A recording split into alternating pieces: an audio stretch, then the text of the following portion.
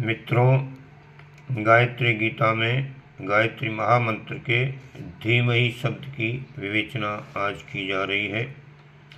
धीमहि शब्द का अर्थ होता है देवी संपत्तियों का संचय कीजिए।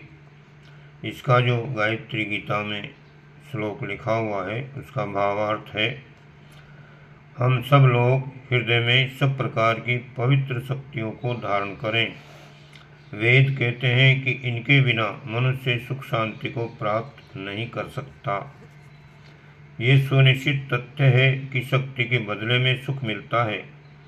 जिस प्रकार पैसे के बदले में खरीदे जाने वाले सभी पदार्थ प्राप्त हो जाते हैं, उसी प्रकार शक्ति के बदले में विविध प्रकार के आनंद प्राप्त किए जाते हैं। जिसका शरीर शक्तिशाली है, इंद्रियां सूक्ष्म है, वही विविध प्रकार के इंद्रिय भोगों को भोग सकता है।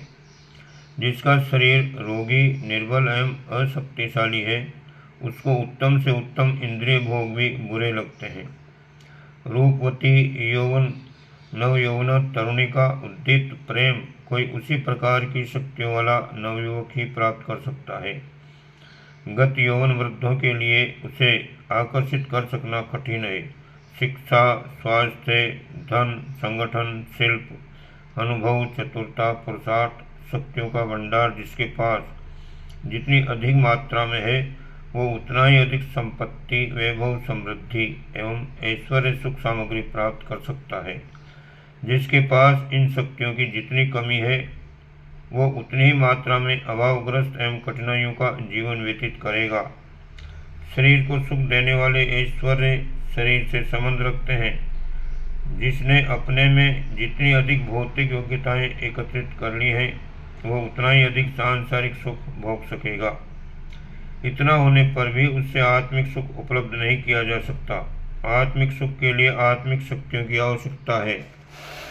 आत्मिक शक्तियां हैं सद्गुण, सात्विक दृष्टिकोण, सत्स्वभाव, संयम, उदार एवं नम्र व्यवहार की देवी संपत्तियां जिनके पास हैं, उनके मानसिक क्षेत्र में सर्वत्र सुख शांति ऐसी उत्कृष्ट होगी कि सांसारिक कठिनाइयां भी उसे विचलित न कर सकेंगी। गीता के 16वें अध्याय में 26 देवी संपदाएं बताई हैं। वह इस प्रकार हैं। पहली है निर्भयता, दूसरी अंतःकरण की स्वच्छता, तीसरी ज्ञान में निष्ठा, चौथी उदारता, पांचवी इंद्रिय निग्रह, छठी परमार्थ कर्म, सातवीं स्वाध्याय आत्मचिंतन, आठवां है सत प्रयोजन के लिए कष्ट सहना, नौवां सादगी, 10 अहिंसा, 11वां सत्य, 12 अक्रोध, 13 अभिमान का त्याग, 14 अनुद्वेग, 15 निंदा चुगली आदि से दूर रहना, 16 दयालुता, 17 निर्लोभिता, 18 सहृदयता, 19 दुष्कर्मों के करने में लज्जा, 20वां छिछुरपन से बचना, 21 तेजस्विता, 22 क्षमा, 23 धैर्य, 24वां सफाई, 25वां शत्रुता का अभाव और 26वां अपने को दूसरों से श्रेष्ठ न समझना। ये आत्मिक गुण हैं। जिनकी आत्मा बलवान है, उनमें इन गुणों का अधिक से अधिक विकास देखा जाएगा। ये विकास जितना ही अधिक होगा, उतनी ही आत्मसंतोष की मात्रा में अभिवृद्धि होती जाएगी। बल का महत्व किसी से छिपा हुआ नहीं है। आजकल लोग धन बल को अधिक महत्व देते हैं, फिर भी स्वास्थ्य बल, संगठन बल आदि की महिमा से अपरिचित नहीं है। खेद इस बात का है कि इन सभी बलों की अपेक्षा अत्यधिक आवश्यक एवं स्थायी आनंद प्रदान करने वाले आत्मबल की ओर ध्यान नहीं दिया जाता।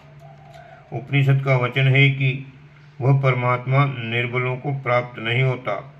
ये अनुभव सिद्ध बात है कि निर्बलों को सर्वत्र दुखी, दरिद्र और अभावग्रस्त रहना पड़ता है।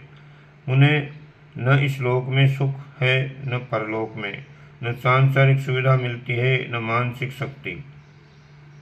इसलिए उभय पक्षीय बाहरी और आंतरिक गुणों की, योग्यताओं की, शक्तियों की मात्रा को अधिक से अधिक बढ़ाना उचित है।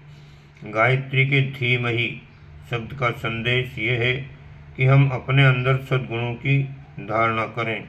अपने स्वभाव को नम्र, मधुर, शिष्ट, खरा, निर्भीक, दयालु, पुरुषार्थी, निरालस से श्रमशील बनाए तथा व्यवहार में उदारता, सच्चाई, ईमानदारी, निष्कपटता, भलमनसाहत, न्यायपरायणता, समानता तथा उद्योगशीलता का परिचय दें। उन सभी गुणों, विशेषताओं और योग्यताओं को अपनाएं जिनके द्वारा स्वास्थ्य, कीर्ति, प्रतिष्ठा, उच्च पद, धन, वैभव आदि की प्राप्ति होती है। ये सांसारिक संपत्तियां भी आवश्यक हैं क्योंकि इनसे जीवन की गतिविधि शांति और सुविधापूर्वक चलती है। दरिद्र व्यक्ति संसार में सुखी नहीं रह सकता, परंतु ये ध्यान रखना चाहिए केवल उधर पोषित योग्यताओं से ही काम नहीं चल सकता। ऐसी योग्यता तो पशु पक्षी भी प्राप्त कर लेते हैं।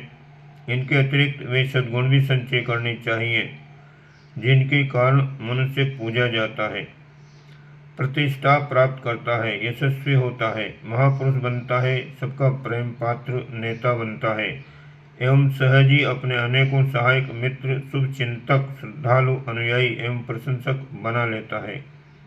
जिसके सद्गुणों की सुगंधी चारों ओर फैल रही है उसे विमुक्त होकर अनेक पारखी भ्रमर घेरे रहते हैं। ऐसे व्यक्तियों को जीवन की वास्तविक आवश्यकताओं के लिए कभी अभावग्रस्त नहीं रहना पड़ता।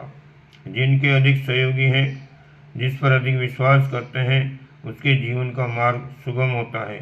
भले ही वह अपनी त्याग वृत्ति के कारण कुबेर न बन पावे या अमीरी ऐश आराम न भोग पावे, पर इतना निश्चित है कि उसे दरिद्रता का दुख कभी नहीं भोगना पड़ेगा।